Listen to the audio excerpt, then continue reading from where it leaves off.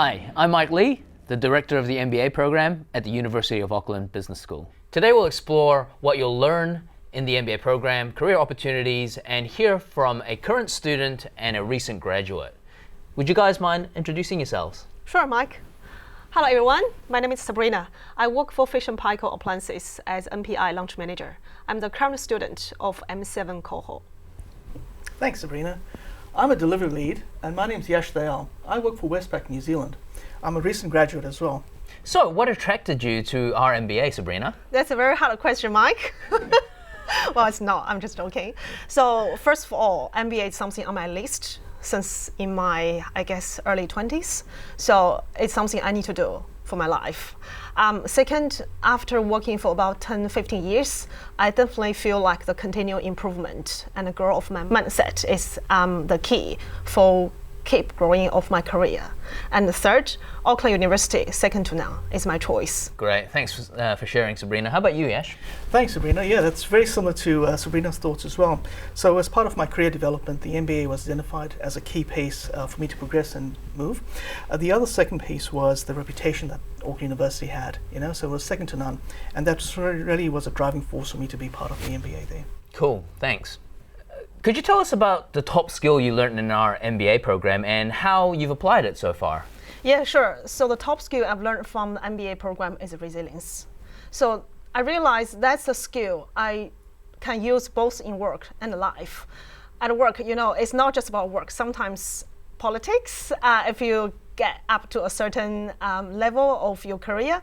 In life, you have different things happening in your life. So resilience is something that you need to allow you to bounce back next day. Like today, I'm sitting here talking to you, Mike. Literally, a lot of things happen to me already in life and work, but I need to sit here, carry on my life, put on a positive attitude. So this resilience skill I learned from MBA, I think it's very, very important. Thanks for sharing. Yeah. How about yourself, Yash? So what top skill have you learned from our MBA and how have you applied it? As you can imagine, there's many skills you learn across the MBA, but the one that really stands out for me was the entrepreneurial thinking. And the reason why I draw on that so much is because, especially in this day and age with so much ambiguity, it's how you navigate that. But having that constant approach of finding those key resources, advocating for them, and sort of driving forward, with a very optimistic view, really has helped us, especially in work as well as within the MBA. Great. So Sabrina, which part of the MBA journey surprised you the most? I would say it's the support of the MBA team and the teaching itself. So these two really surprised me a lot. I work full-time. I'm also a mom, have a family. So initially I start my MBA journey full-time. After 1 quarter, I feel like it's a bit challenging for me. So I reach out to the teaching staff. They ultimately adjust my course based on my scenario. So I feel very supported from this sense. From the teaching facility itself, the variety of the course it covered, it really defines what is MBA. It touches every single point. If you want to be a CEO, that's a course you want to do. You need to learn. I'm not saying that you have to learn, have an MBA qualification to be a CEO, but definitely MBA give you the potential of yourself. You know you can do it. Fantastic. Yeah. How about you, Yash? What was the most surprising thing for your MBA journey? One thing that really caught my attention was, despite the great material and the thought-provoking material, was more around the networks that were formed. It wasn't just networks from external parties, but also within the class as well, or the cohort. So those sort of networks really brought it to life as to really understanding that content that was not just taught in class, but how did we apply it as well. So that was one of the key drivers for me there. Great. Sabrina, tell us how you were able to balance your career and other responsibilities along with the MBA journey. Right, so in my case, Mike, I feel like my company, Fish and Paykel Appliances, really support me in this sense. Like every second Friday, I need to come here for class. They give me free time. Just go do your study. Even it's Friday whole day, I still have the flexibility from my employer, which I really appreciate that. And the second is the support from my family. So I would say it's something I need to balance well in terms of duties at home and duties at work. So from this sense, it's more about time management. I would say after you graduate from MBA, you're also a master of time management. Yeah, great. And how about you, Yash? How did you balance everything? So as everyone would know, it always starts off with a good plan. So the MBA actually started for me almost a year and a half ago when I was looking for the courses and understanding which university to select, but also having that family plan, I called it, which was making family be aware that this is what I'm committing to, for this period of time, and the support. And it also applied to my work life as well, making sure my employer was comfortable with my approach and the way we were doing this.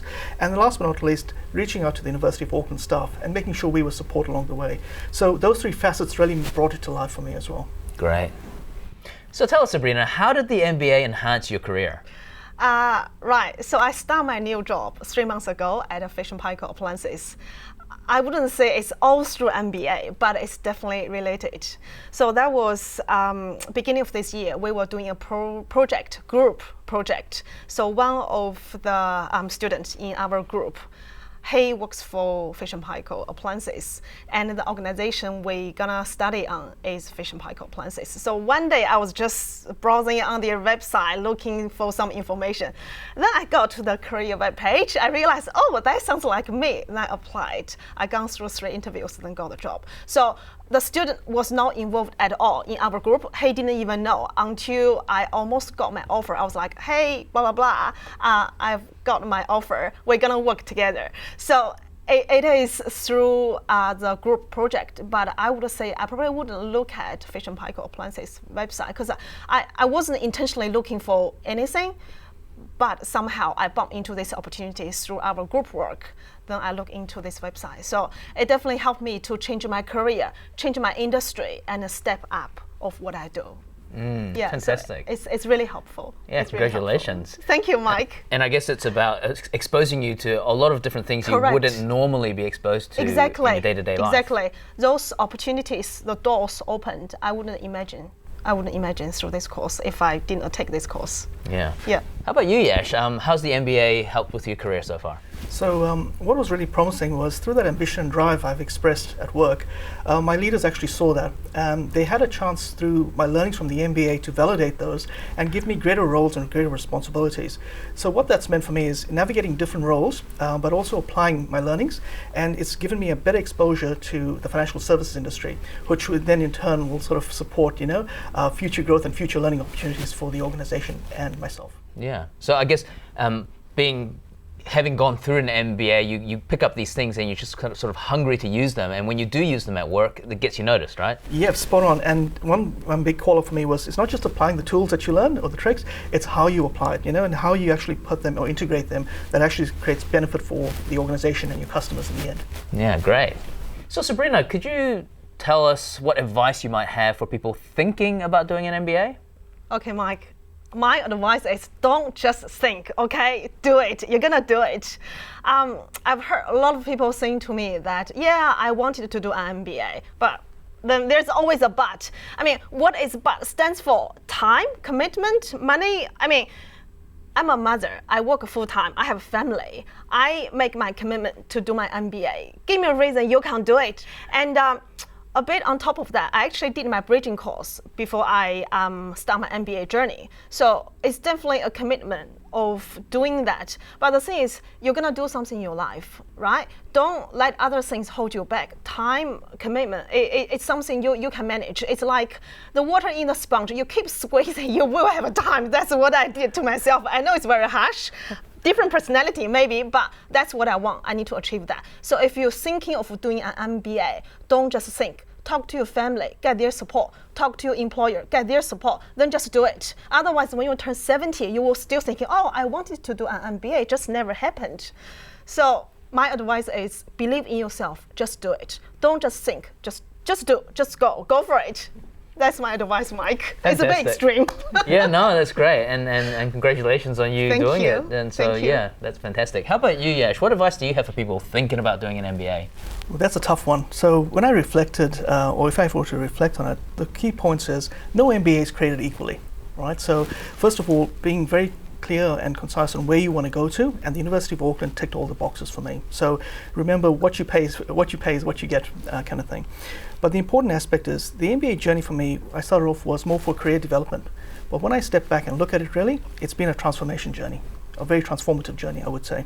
And for me, that's brought to life, you're not just alone, you have an amazing cohort, you have amazing lecturers and support that go on for life. It's the part of the alumni that you form. So those are sort of the important aspects for me that have come through. But similar to what was mentioned, it's take the leap, because once you throw yourself in, embrace every opportunity you got, and that's the only way you're going to learn and grow. Great. Thanks for sharing.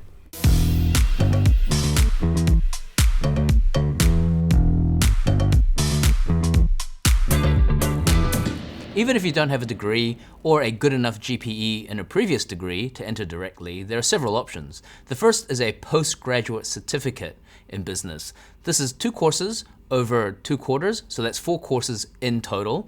As long as you get the GPE at the right level in that PG certificate, you can come into the MBA. The other option, if you don't have a pre-existing bachelor's degree from a recognized institute, is the postgraduate diploma in business. This comprises 2 courses every quarter for 4 quarters, so that's a 1-year pathway into the MBA. As long as you get the GPE requirements in the postgraduate diploma in business, once again, you'll be permitted to enter the MBA.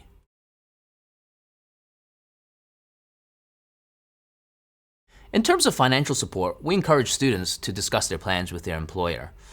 Some employers will provide time off so that a student can attend class and do assignments, work in groups, projects, etc. Sometimes an employer will go for partial subsidy. So for example, a student might pay the first quarter and then the employer might pay the second quarter, and so on and so forth. And finally, some employers are really generous in that they will subsidize the MBA fully for their students. We encourage students to talk to their employer, and please reach out to us if they would like some advice or tips and tricks on how to have that conversation with their employer. You can study our MBA either full-time or part-time. Now, we normally encourage students to study full-time first, just to get a taste of the full experience. If it still proves to be too much to juggle work, family, and study, then we provide part-time options.